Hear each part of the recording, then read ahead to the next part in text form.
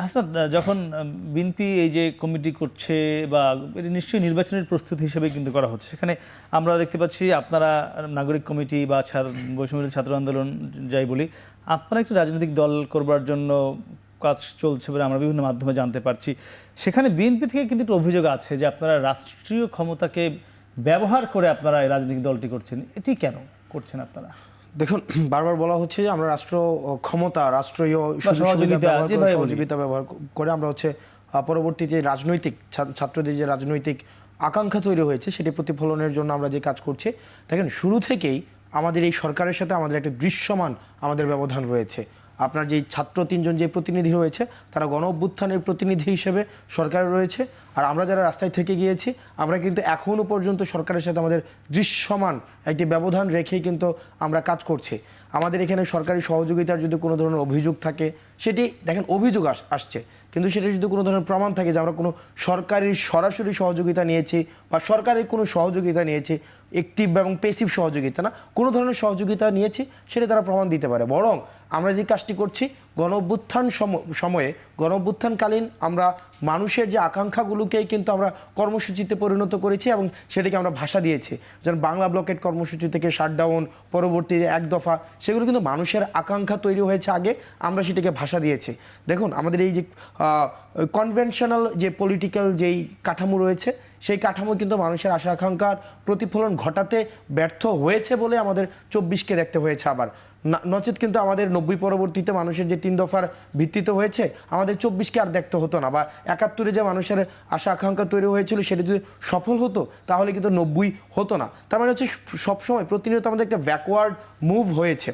বরং আমরা এখন যেটি চেষ্টা করছি সেটা হচ্ছে মানুষের মধ্য থেকেই, মানুষের আশা আকাঙ্ক্ষার ভিত্তিতেই, যেমন কিছুদিনের মধ্যে আমরা মানুষের কাছে যাব, তাদের প্রত্যাশা কী, তাদের চাহিদা কী, তারা কীভাবে, যেন আমরা চাচ্ছি কি আইডিওলজিক্যাল একটা স্টেটের বাইরে গিয়ে আমরা সার্ভিস ওরিয়েন্টেড একটা স্টেটে যাইতে যাচ্ছি। যে আইডিওলজিক্যাল যে কনফ্লিক্টগুলো রয়েছে, 71-24-এর কনফ্লিক্ট, এই যে 24-71-এর মুখোমুখি দাঁড় করিয়ে দেওয়ার একটা বিষয়, এগুলোর ঊর্ধ্বে গিয়ে এখন আসলে মানুষ আমরা এগুলোর মানে পোস্ট আইডিওলজিক্যাল সিচুয়েশন আমরা রয়েছি, যেখানে মানুষ আসলে প্রবলেমের সলিউশন দেখতে চায়। সেই জায়গা থেকে আমরা প্রবলেম সলিউশনের কিভাবে আমরা মানুষের প্রবলেমগুলোকে অ্যাড্রেস করতে পারি, সেই জায়গাতে আমাদের রাজনৈতিক দলটাকে নিয়ে যেতে চাই।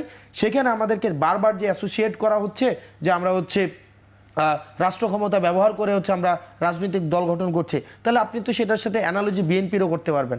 কারণ বিএনপি যখন হচ্ছে বিএনপির যেই দলটি গড়ে উঠেছে, তারাও কিন্তু তখনই কিন্তু হচ্ছে আমাদের যে শহীদ জিয়াউর রহমান, উনিই কিন্তু রাষ্ট্র ক্ষমতায় ছিল। এখন এটাকে যদি আপনি এভাবে অ্যানালজি করেন যে রাষ্ট্র ক্ষমতায় থাকলেই, তাহলে বিএনপি কিন্তু একই অ্যালিগেশন কিন্তু বিএনপির উপরও আসবে। বরং আমাদের যারা সরকারে রয়েছে তারা রাজনৈতিক দলের সাথে কোনো ধরনের সম্পৃক্ততা নেই। কোনো সরকারের সাথে কোনো সম্পৃক্ত ব্যক্তি যদি রাজনীতি করতে চায়, তাহলে কিছুদিন আগে নাহিদ ইসলাম বলেছে তাকে সরকার ছেড়ে দিয়ে হচ্ছে রাজনীতিতে আসতে হবে। সরকার এবং রাজনৈতিক দল একসাথে পরিচালনা করা সম্ভব না। এবং যদি পুনরাবৃত্তি করছি, যদি কেউ রাজনীতি করতে চায় তাকে সরকারের থেকে সরকারের সুবিধা নিয়ে রাজনীতি করবে, বিষয়টি এমন না, বরং সরকার থেকে তাকে হচ্ছে রাজনীতি করতে হবে। আমি তো আবার ইচ্ছে করছি আবার যাবো তারা কথা ধরে। হাসনাত যে বিষয়টি বললেন, আপনি নিশ্চয়ই বিভিন্ন গণমাধ্যমে দেখেছেন, বিএনপি মহাসচিব অনেকেই বলেছেন, আজকেও রিজভী আহমেদ বলেছেন যে এই বৈষম্যবিরোধী ছাত্র আন্দোলন বা নাগরিক কমিটি তারা এই সরকারের সহযোগিতা নিয়ে রাজনৈতিক দল করছে। হাসনাত কিন্তু উল্টাও বিএনপির দিকে আঙ্গুল তুললো। যে এই বিষয়ে আমি একটু বলবো যে আসলে এক্ষেত্রে একটা আমি কিন্তু এটা বলেছি, যদি এইভাবে অ্যানালজি করতে হয় তো এটা যদি এস্টাবলিশ হয় তাহলে বিএনপিটা এস্টাবলিশ হবে, ওরা আসবে। হ্যাঁ জি, না, আমি এখানে একটা মৌলিক পার্থক্য করেছে। শহীদ রাষ্ট্রপতি জিয়াউর রহমান যখন রাষ্ট্র ক্ষমতায় গেলেন, তখন বাংলাদেশে কোনো রাজনৈতিক দল ছিল না। বাংলাদেশে একদলীয় শাসন ব্যবস্থা, বাকশাল ছিল। তো উনি রাষ্ট্র ক্ষমতা নিয়ে উনি বহুদলীয় গণতন্ত্রের দ্বার উন্মোচন করেছেন। সবাইকে রাজনীতিতে আবার প্রবেশ করার যে অধিকার, আমাদের মৌলিক অধিকার, সেটিকে উনি খুলে দিয়েছেন। সেই অবস্থার সাথে আজকের প্রেক্ষাপট কোনোভাবে মেলানো যাবে না। এটা হলো আমার ফার্স্ট পয়েন্ট।